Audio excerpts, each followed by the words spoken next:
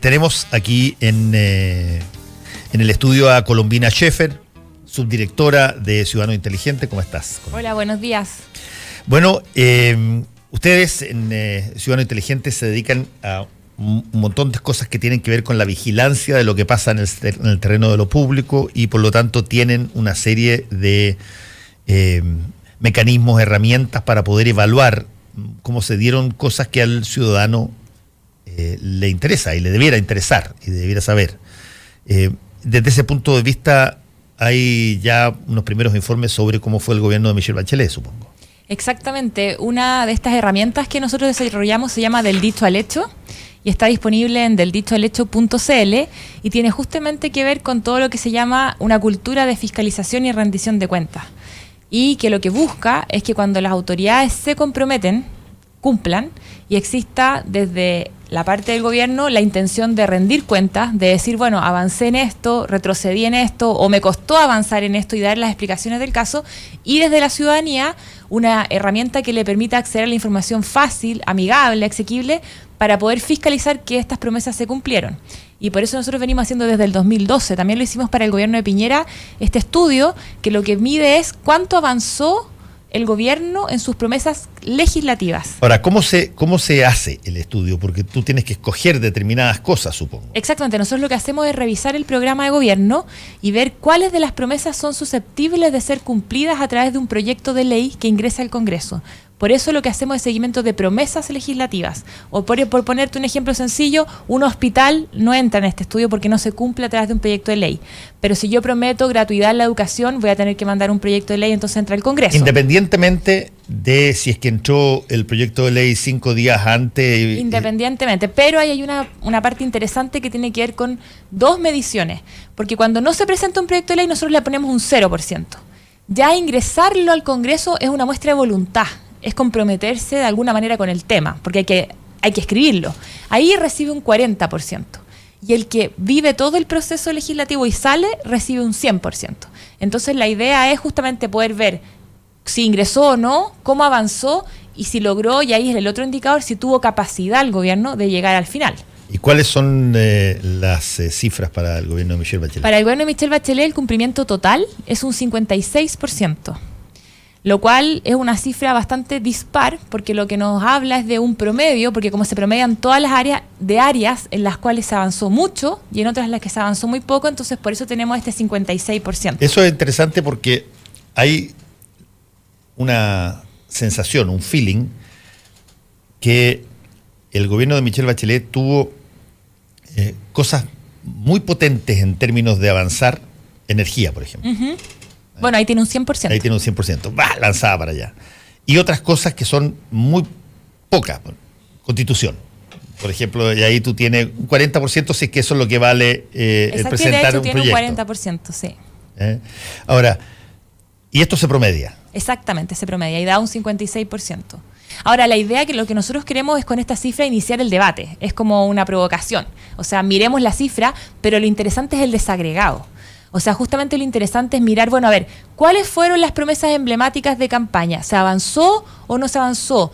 También es interesante conocer el debate y fomentar al interior de las organizaciones que trabajan estos temas, porque, por ejemplo, en energía se avanzó un 100%, pero a lo mejor hay alguien, puede ser un ciudadano, una ciudadana, o puede ser una organización, que considera que a lo mejor esa no era lo que había que hacer ahí. Entonces, ese tipo de análisis es el que nosotros buscamos fomentar poniendo esta herramienta a disposición. Es que eso es muy, muy interesante porque como es un promedio, y los promedios por definición tienen capacidad de mentir.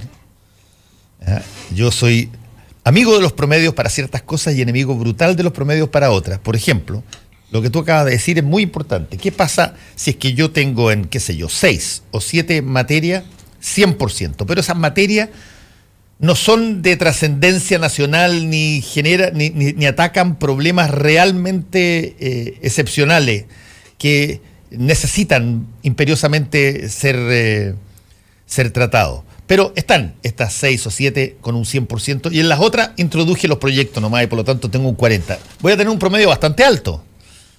Pero desde el punto de vista de la importancia ponderada de cada proyecto en el bienestar de la población, quizás debería haber sido al revés, debería haber tenido mis 10 proyectos en aquello que valiera la pena y había haber entregado o presentado proyectos en aquello que era relativamente importante pero no trascendental. Sí, hay dos elementos ahí que por lo menos yo creo que son interesantes. Uno es que justamente lo que nosotros queremos es que este estudio sistematice la información, la ponga ahí, amigable, y que ese sea el análisis que hagan tanto las organizaciones como la ciudadanía, por ejemplo, para decidir por quién votar después. Por ejemplo, para tener también el dato objetivo, mira, a mí me prometieron esto, me cumplieron esto. O, ¿sabéis que en realidad se dedicaron a hacer puras cosas que yo considero que no eran las prioritarias? Y ese también, la herramienta está justamente también para que los medios de comunicación, la organización, hagan ese análisis. Ahora, el estudio también da otras cifras interesantes que yo creo que, por ejemplo, son interesantes que las conversemos. A ver. Por ejemplo, ¿cuántas promesas habían en el programa de gobierno de ser cumplidas legislativamente de Michelle Bachelet? 172.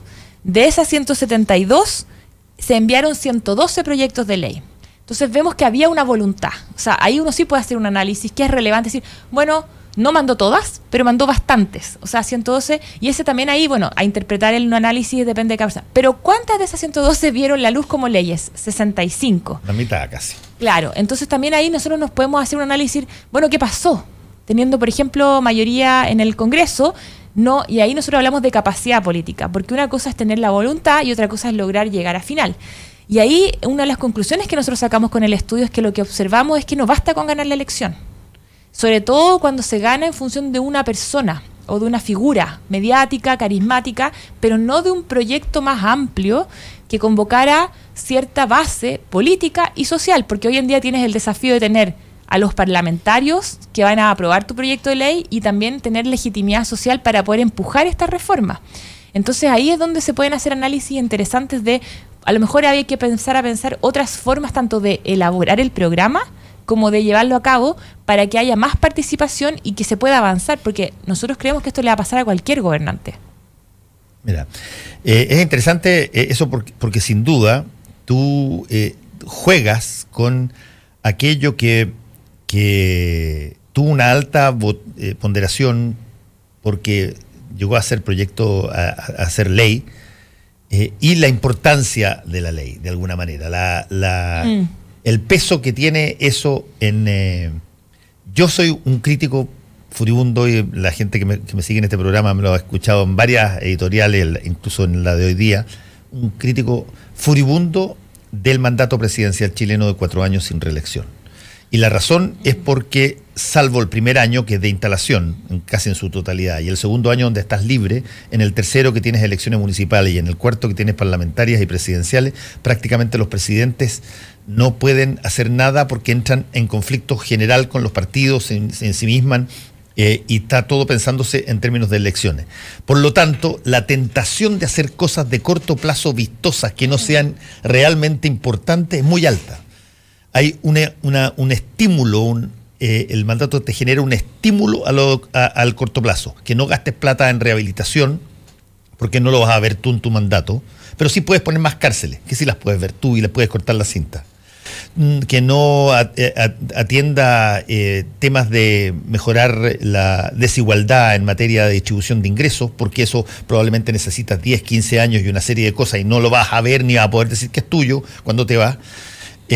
Pero entonces, más que eso, genera una ley para un bono que tú generas, y de esa manera tú puedes ser atribuido a tu gobierno. Y por lo tanto, es complejo ver cuáles de esas cosas que salen son realmente cosas que van a tener impacto en lo que importa. Ahí hay... Considerando que ese es un debate yo creo que tenemos que tener respecto a la reelección y el número de años, porque efectivamente las políticas públicas no se hacen de la noche a la mañana. Otra forma también de asegurar lo que tú señalas de la priorización adecuada es la participación ciudadana, pero una participación ciudadana diferente a la que nosotros estamos acostumbrados a conocer. Porque si tú tienes una red, idealmente, de organizaciones con recursos que son capaces de convocar a personas y que están constantemente en los temas, también eso te acerca, porque te permite estar en contacto con las personas justamente que están viviendo las situaciones y que no se diluya en el tiempo, porque va a haber un seguimiento constante. Entonces lo que eso asegura un poco es que si se toma una decisión en un ámbito, vamos a avanzar hacia acá, que estas personas que le están haciendo seguimiento y que están en contacto además con los beneficiarios o los que sufren del problema en cuestión, puedan ir viendo que incluso independiente del gobierno de turno haya una continuidad y hay una priorización adecuada. Porque justamente el peligro es este aislamiento de la clase política que queda totalmente lejos, encerrada en sí misma, y ahí lo que empieza a pasar es que es la búsqueda del poder por el poder. Y eso aleja también a las personas, porque se entiende que todo lo que hacen es instrumental, es lo que estabas diciendo tú. Es como, para ganar la elección, no importa, hago esto y hago mucho humo, pero no necesariamente hay un contenido más profundo de atrás. Déjame sugerirte una cosa para Ciudadanos Inteligentes. Estamos conversando con Colombina Schaeffer, subdirectora de Ciudadanos. Déjame una línea nueva. A ver. Que se demostró de alguna manera el año pasado. Ya. Que se necesita. El uso de estadísticas hoy día está cada día más desplegado. Lo tienes en todo lo que tiene que ver con las encuestas públicas, pero lo tienes también para demostrar si es que has hecho las cosas que debes hacer.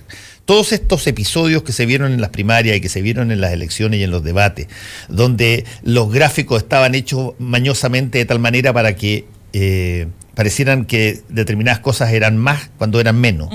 Y el uso constante de la estadística para graficar algo que las personas por sí mismos probablemente no pueden ver más allá de su situación. ¿Cómo puedes tú que hay mejoría real en materia de, te pongo un ejemplo, capacidad de entender lo que lees? No lo vas a saber porque conociste un cabro que conversó contigo y que lo encontraste súper pispado y está en un colegio público, porque podía encontrar 3 más a la vuelta de la esquina que te señalan que la cosa no ha cambiado. ¿Cómo sabes que ese tipo de cosas que son de lenta visibilización efectivamente están yendo a una dirección? La respuesta que te da el sistema es: trae una estadística que te lo diga. Ve si es que avanzamos o no avanzamos en las pruebas PISA. Ve si es que, y eso todo se puede amañar o las cosas intentan. ¿Por qué no se genera una forma de poder graficar si es que los indicadores que los gobiernos entregan respecto de lo que está pasando son correctos o no? Yo tengo la impresión que hay muy poca gente que evalúa los indicadores que se entregan públicamente a través de la estadística. Menos los privados, pues los privados, las encuestas de opinión que son organizadas por privados, todas son juzgadas. No existe norma, no existe un protocolo que agrupe a todas las encuestas para que sigan un mismo estándar, y por lo tanto cada una corre por su cuenta, pero tú puedes ver una discusión que hay. Pero en el ámbito de lo gubernamental, ¿cómo se sabe que algo avanzó? La única forma es la que ustedes miden muy bien. ¿Qué tanto se tradujo eso en la posibilidad de que hubiera un proyecto de ley que terminó en ley? Sí, hay otra forma que tiene que ver, nosotros lo hacemos también en otros proyectos, porque esta es una de las herramientas, pero obviamente se podría hacer mucho más todavía y profundizar, abriendo esas cajas negras, abriendo la generación justamente de este conocimiento. En el momento en que tú lo abres, en que permites que otros miren cómo se genera ese indicador, si tú tienes el acceso a todos los datos, a las bases de datos y a las decisiones que se toman en cada paso, como se llama en académico, metodológico, tú puedes generar indicadores de mejor calidad. Lo que pasa es que muchas veces no se quiere, porque justamente te contrasta, pero sí se pueden abrir indicadores y se pueden abrir también no solo a más personas que conozcan todo el proceso, que no sea una cosa cerrada que nadie entiende, también se puede abrir a otras formas de medir, que pueden ser, por ejemplo, no tan estadísticas, no tan numéricas, más experienciales, más cualitativas. Más cualitativa, y eso se puede hacer. Sin duda. Entonces yo creo que justamente lo que tú apuntas es clave, porque tiene que ver porque cuando nosotros hablamos de abrir, de empoderar, de democratizar, estamos hablando de todos los ámbitos de la vida en común, en comunidad. Y en ese sentido, por ejemplo, toda la iniciativa que tiene que ver con apertura de datos va justamente por el lado que dices tú. No solamente es que queremos que abran los datos porque queremos que los abran, es justamente para que haya un control y un contrapeso, que es una de las esencias de la democracia. Es como cuando se discute el desempleo, por ejemplo, cuando sale el dato del gobierno y aparecen a veces universidades o distintos sectores que dicen que esa no es la cifra. Bueno, una forma es abrir esa discusión, y a veces tú puedes generar un panel o un grupo de trabajo que tenga actores diferentes y que aporten distintos tipos de evidencia y que se pongan de acuerdo también, porque ese es otro tema, en qué va a ser considerado evidencia o no, o si desempleado significa que trabajó menos de una vez la semana pasada o no, y ahí se abre una serie de discusiones. Pero mira, hay ciertas cosas que son que alguien puede asociar a un desarrollo cualitativo, por ejemplo, que a ti te digan que 260.000 personas tienen hijos en la universidad por una universidad gratuita que no van a pagar. Tú puedes asociar eso, de acuerdo a tu esquema de valores, a un beneficio objetivo para la ciudadanía en función de una implementación de un proyecto de ley, el de la gratuidad. Pero cuando a ti te señalan que, qué sé yo, el promedio de las pymes genera trabajos por un 30% o 35% de la fuerza laboral chilena. ¿Qué te dice eso? ¿Qué significa eso? ¿Qué valor tiene eso? ¿Dónde ves el beneficio? Tienes tal cantidad de dispersión en el concepto de pyme? Que eso no necesariamente te dice nada serio. A ti te gustaría saber si es que esas personas reciben un sueldo digno, si es que tienen todo lo que son su previsión y sus derechos sociales al día. Eso tiene, junto con eso te habla de mucho más que si es que das una cantidad de empleo que eventualmente puede ser, qué sé yo, por el sueldo mínimo. Claro, yo estoy de acuerdo contigo, pero yo creo que tú abriendo esas discusiones a más actores te va a pasar. O sea, si tú esa cifra la entregas en conjunto con más actores participando en la discusión, inevitablemente va a salir el trabajador de la pyme que te va a decir, sí, sabe que efectivamente yo tengo empleo, pero no tengo salud. O sabe que yo efectivamente tengo trabajo, pero es muy precario. O sea, yo creo que justamente por eso, cuando uno trabaja, por lo menos en la sociedad civil, desde el ámbito de la participación ciudadana, la rendición de cuentas, la transparencia, cuando apunta a esto de abrir la gestión, abrir los gobiernos, tiene que ver justamente con eso, que mientras haya más voces y que las voces tengan cabida en la discusión, porque eso, bueno, y ahí también entra lo que tiene que ver los medios de comunicación, o sea, a quién le das voz, ahí se amplía la discusión y aparecen otras variables, otros elementos que quizás antes no estaban sobre la mesa. Y de repente aparecen cosas totalmente desconocidas que ni siquiera teníamos idea. A lo mejor el tema no era ni la salud ni la previsión, sino que era el transporte. Me demoro 3 horas en llegar al, no sé. O sea, aparecen más variables y se enriquece la discusión y también la política pública. Sí. Bueno, estás ahora, Ciudadano Inteligente, tu organización está en una situación ideal, porque tú puedes tomar a un gobierno entrante desde qué parte. Que una de las cosas interesantes que tienen las instalaciones de un gobierno para quienes monitorean la cosa pública, que puedes tomar el punto cero. Exactamente. Y de ahí generar evidencia a futuro. ¿Cómo se va a hacer eso? ¿De la misma forma que estamos conversando? De hecho, nosotros ya lo hicimos para el primer gobierno de Piñera, ahora lo hicimos para el de Bachelet, y ahora lo vamos a hacer de nuevo para el de Piñera. Y efectivamente yo creo que, o sea, nosotros incluso mirando al de Bachelet y Piñera tenemos ya algunos datos interesantes. Ya con un tercero vamos a tener también más datos interesantes. Por ejemplo, un dato interesante es que el cumplimiento total de Bachelet, ¿cierto?, que es un 56%, el de Piñera en su primer mandato fue un 54%. Y que si bien él tenía menos promesas, él tenía 149, también llegó al Congreso con una proporción menor, 103, y logró que 47 fueran leyes. Y lo interesante de esos números es que las proporciones se mantienen. Entonces lo que observamos es que al parecer, incluso con o sin una mayoría parlamentaria, a los dos les costó hacer pasar sus proyectos de ley por el Congreso y tener en el fondo este indicador de capacidad política. Hay un filtro sistémico, dices tú. Ahí hay un... Y probablemente, bueno, si pudiéramos hacer este estudio durante muchos años, podríamos también llegar a una conclusión respecto a la capacidad que tiene un gobierno respecto a cuántos proyectos puede hacer. Ningún gobierno puede hacer infinitos proyectos, entonces eso también nos daría un número de, bueno, ¿cuánto puede prometer? Bueno, es que ahí hay un punto interesante, nos queda un poquito de tiempo, pero lo podemos utilizar para esta última parte. Una cosa es el énfasis en los proyectos que se prometieron, pero ese proyecto que se prometió no tiene nada que ver con el proyecto que se introdujo en función de algo imprevisto que pasó.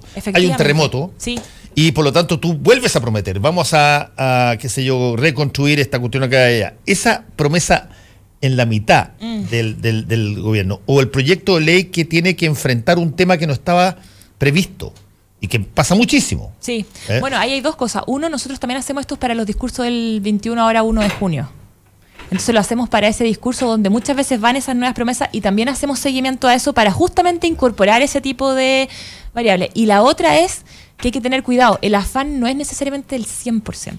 Sí. Es más importante la cultura de rendición de cuentas. A lo mejor, imagínate un episodio novedosísimo y yo no pude y me tuve que abocar con toda mi energía a otro, pero lo que se pide desde la ciudadanía es esto. Bueno, entonces dime por qué.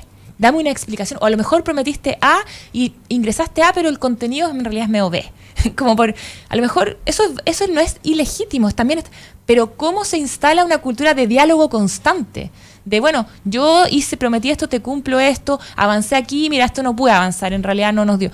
Por ahí va un poco, por eso el número es el primer enganche, es el primer acercamiento, pero lo que busca es generar este tipo de debate. Yo estaba pensando, por ejemplo, en todas las leyes que se generaron en términos de probidad derivadas de la Comisión Engel. Ninguna de esas estuvo en la campaña de Michelle Bachelet originalmente porque no había pasado.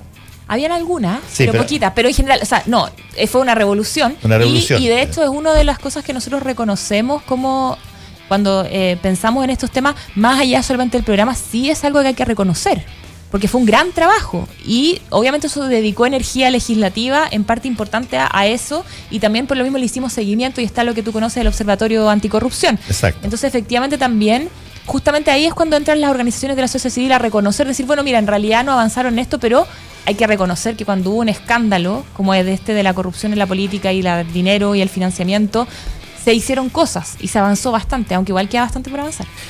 Si usted quiere conocer el informe de Ciudadano Inteligente respecto de las promesas de campaña durante el gobierno de Michelle Bachelet, es www.deldichoalhecho.cl. Colombina Schaeffer, muchas gracias por haber estado con nosotros. Gracias a ti, buenos días. Que vaya muy bien. Saludos a todos y partimos un nuevo gobierno, una nueva semana y vienen novedades en los paneles, así que esté sintonizado con Combinación Clara. Crédito de consumo Banco Security. El secreto del éxito es vivir la vida. Baterías Hankook, mucho más. Dronestore.cl, la tienda de drones más grande del país. Y Casa Mía, residencia privada. Departamentos especialmente diseñados para la comodidad y relajo de nuestros adultos mayores. Presentaron Combinación Clave. Fueron 3 horas de información, opinión y debate junto a Fernando Paulsen, sus invitados y panelistas. Mañana volvemos para poner sobre la mesa los temas que a ti te importan. Combinación Clave, por la 92.9 y radiolaclave.cl. Somos opinión, somos la clave. Las opiniones vertidas en este programa son de exclusiva responsabilidad